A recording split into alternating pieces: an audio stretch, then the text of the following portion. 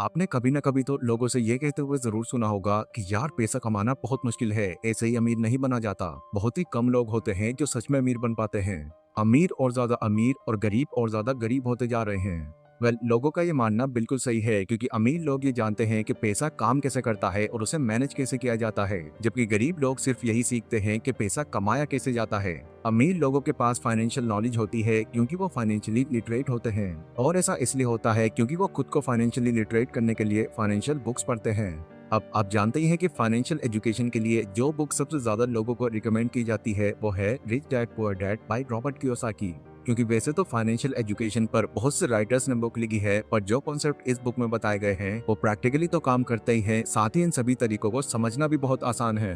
Rich dad poor dad book में author ने अपनी खुद की स्टोरी बताई है, जिसमें उन्होंने कहा है कि बचपन में उनके दो डैड थे।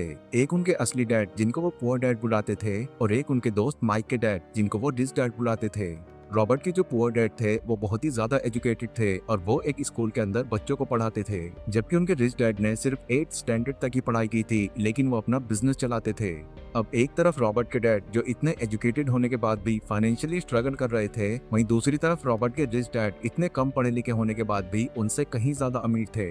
ऐसा इसलिए था क्योंकि रॉबर्ट के रिच डैड ने मनी को समझा, वो जान चुके थे कि पैसा किस तरह से काम करता है। फिर इसके बाद उन्होंने अपनी लाइफ में जो भी चीजें सीखी उसे उन्होंने पूरे 20 सालों तक रॉबर्ट को सिखाया। आप ये समझ सकते हैं कि इस बुक के अंदर रॉबर्ट ने अपनी फाइनेंशियल लर्निंग की पूरी जर्नी शेयर की है, और जो भी बातें उन्होंने अपने रिच डैड के पैसों के रिगार्डिंग सीखी है उन सभी बातों को इस बुक के रेफरेंस से मैं बहुत ही आसान तरीके से बताने वाला हूँ। तो गाइस, आज की ये वीडियो आपके लिए बहुत स्पेशल होने वाली है, इसलिए इस वीडियो को बहुत ध्यान से समझना। So let's begin. Number 1, rich don't work for money, money work for them. Author बताते हैं कि आजकल लोग एक तरह के ट्रैप में फंसे हुए हैं। वो स्कूल जाते हैं, अपनी स्टडी परस्यू करते हैं, और जब उनकी सारी पढ़ाई पूरी हो जाती है तो वो 9 to 5 की जॉब ढूंढने लगते हैं जो उन्हें अच्छी सैलरी दे, और फिर जॉब मिल जाने पर वो शादी कर लेते हैं और फिर अपनी पूरी जिंदगी सिर्फ कमाते रहने में गुजार देते हैं। इस ट्रैप को ऑथर रेट रेस कहते हैं, और शॉकिंग बात तो ये है कि करीब 80% लोग इसी ट्रैप में फंसे हुए हैं। ऑथर के रिच डैड बताते हैं कि इतने सारे लोग इस रेट रेस में इसलिए फंसे हुए हैं क्योंकि वो अपने अंदर के लालच और डर को कभी समझ ही नहीं पाते। जो लोग गरीब माइंडसेट रखते हैं उन्हें ये लगता है कि अगर हमको बहुत सारे पैसे कमाने हैं या फिर रिच बनना है तो हमको हाई सैलरी वाली जॉब करनी होगी, जबकि जॉब सिर्फ लॉन्ग टर्म प्रॉब्लम का एक शॉर्ट टर्म सोल्यूशन है। क्योंकि जॉब करने से आपकी इनकम तो बढ़ जाती है, पर साथ ही साथ आपके खर्चे भी बढ़ जाते हैं। उनके रिच डैड ये भी कहते हैं कि जिनकी गरीब मेंटालिटी होती है वो पैसों के पीछे बिल्कुल वैसे भागते हैं जैसे गधा एक बंधी हुई गाजर के पीछे भागता है, और जिस तरह गाजर दिखाकर उस गधे का मालिक उससे काम करवाकर अपने पैसे कमाता है, वैसे ही 9 to 5 की जॉब में एक बॉस अपने एम्प्लॉय से काम करवाकर अपना प्रॉफिट बनाता है। और जैसे गाजर के पीछे भागने से गधे को कुछ नहीं मिलता, वैसे ही पैसे के पीछे भागने से ये लोग भी अमीर नहीं बन पाते। इसलिए जो लोग कामयाब होते हैं वो ज्यादा टाइम तक सिर्फ पैसों के लिए काम नहीं करते रहते, बल्कि वो एक ऐसा सिस्टम तैयार करते हैं जिससे उनका पैसा उनके लिए काम करता है और उन्हें पैसे कमा कर देता है। Number 2, it's not how much money you make, it's how much money you keep. कई सेलिब्रिटीज और स्पोर्ट्समैन की नेटवर्क देखकर हम बहुत ज्यादा इंस्पायर हो जाते हैं और सोचते हैं कि यार एक दिन ऐसा भी आएगा जब हम भी उन्हीं की तरह पैसे कमाएंगे। पर क्या आप ये बात जानते हैं कि बहुत से सेलिब्रिटीज ऐसे भी होते हैं जो बहुत ज्यादा पैसा कमाने के बाद भी अमीर नहीं बन पाते। ऐसा इसलिए होता है क्योंकि उन्हें पैसा कमाना तो आता है, बट अपने इस पैसे को अपने पास कैसे रखते हैं या फिर यूं कहें कि उसे मैनेज कैसे करते हैं वो ये नहीं जानते। और उन लोगों को ये भी पता नहीं होता कि एसेट्स क्या होते हैं और लायबिलिटीज क्या होती है, और इसी कंफ्यूजन की वजह से वो अपने सारे पैसे खो देते हैं। ऑथर के रिच डैड इसकी एक बहुत ही सिंपल डेफिनेशन देते हैं और बताते हैं, एसेट्स वो चीज होती हैं जो आपकी पॉकेट में पैसे डालती हैं, बट लायबिलिटीज वो चीज होती हैं जो आपकी पॉकेट से पैसे निकाल लेती हैं। कई लोग क्या गलती करते हैं, वो लायबिलिटीज को एसेट समझकर खरीद लेते हैं, जिससे वो चीज उनको पैसे देने की जगह उनका खर्चा और बढ़ा देती है।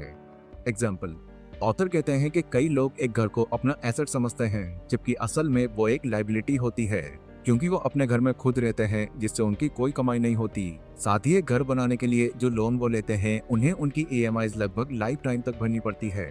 नाउ इस तरह की कंडीशंस में आकर आप जो भी पैसे कमाते हैं फिर आपके पास वो पैसे बचते ही नहीं।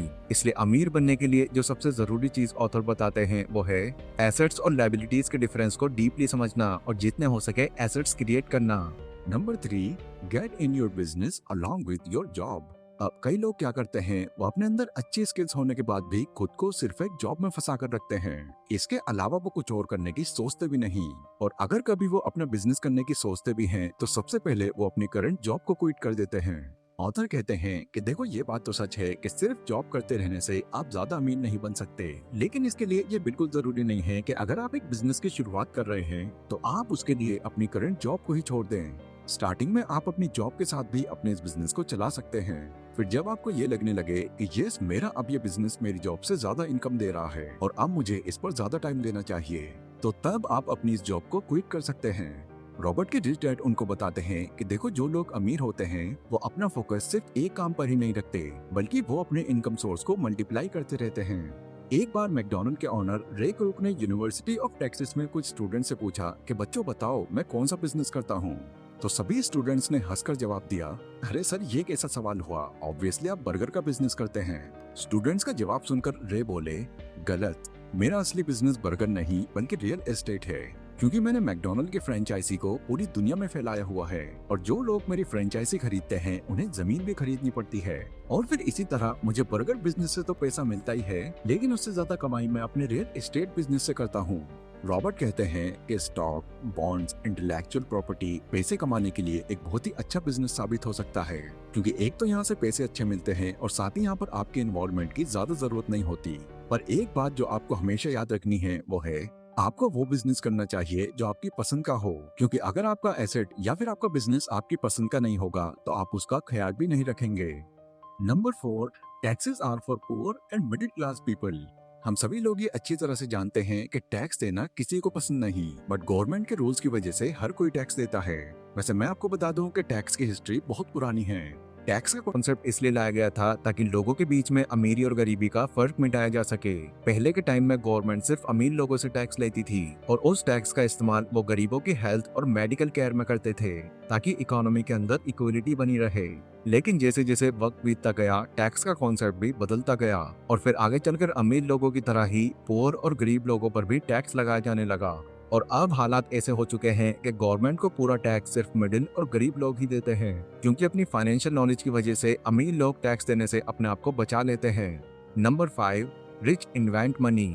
रॉबर्ट के रिच डैड कहते हैं कि जो लोग बाकी लोगों से अलग होते हैं वो अपनी जरूरत पूरी करने के लिए नहीं बल्कि लोगों की जरूरत पूरी करने के लिए काम करते हैं। जैसे Jeff Bezos, mark Zuckerberg, Elon Musk ऐसे इंसान हैं जिन्होंने लोगों की जरूरतों को बहुत अच्छे से समझा और फिर लोगों को वो चीज दी जो उनको चाहिए थी, जिसके बाद उनका आइडिया बिकता चला गया और वो अमीर होते गए।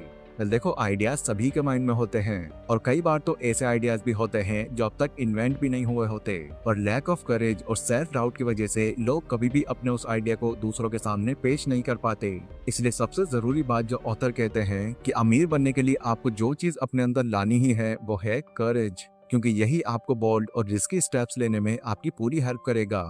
Number 6, rich learns all the time and know how to sell their ideas.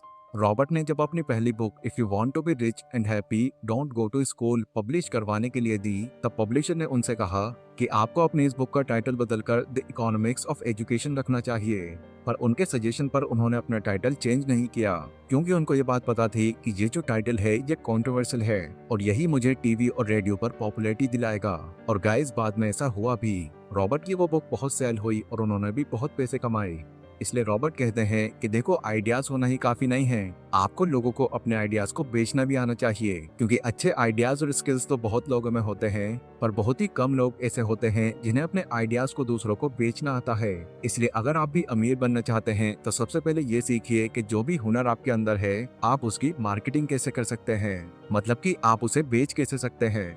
अगर आपको अपनी चीज लोगों को बेचनी आ गई तो आप जरूर अमीर बनेंगे। तो ये थे गाइस वो 6 रूल्स जो रॉबर्ट के रिच डैड ने उन्हें सिखाए, जिन्हें यूज करके रॉबर्ट आगे चलकर इतने अमीर बने और रॉबर्ट की तरह ही कोई भी इन रूल्स का यूज करके अमीर बन सकता है। ये वीडियो गाइस अगर आपको पसंद आई हो तो इसको लाइक और शेयर जरूर करें। तो आज की इस वीडियो में बस इतना ही, मिलता हूँ अपनी अगली वीडियो में, तब तक के लिए stay safe, stay healthy, take care.